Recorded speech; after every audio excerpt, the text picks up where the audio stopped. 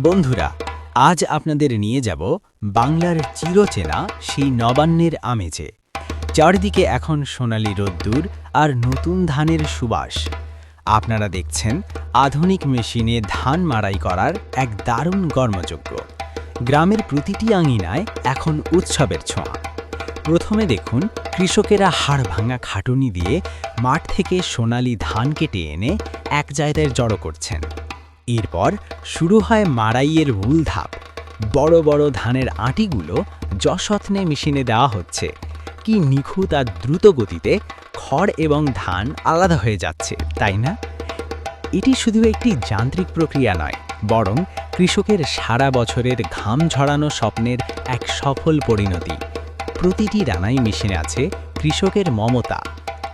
সবশেষে দেখুন ঝকঝকে সোনালি ধানের দানাগুলো যখন ঝুড়িতে জমা হয়, তখন কৃষকের মুখে যে হাসির ঝিলিক দেখা যায় তার কোনো তুলনা হয় না। এই ধান থেকেই তৈরি হবে নতুন চালের পিঠা, পুলি আর সুস্বাদু পায়েস। বাংলার মাটির এই অকৃত্রিম রূপ আর নবান্নের এই আনন্দ সত্যিই আমাদের মুগ্ধ করে। গ্রাম বাংলার এমন সুন্দর এবং সজীব মুহূর্তগুলো সব সময় দেখতে আমাদের সাথেই থাকুন। ধন্যবাদ আপনাদের সবাইকে।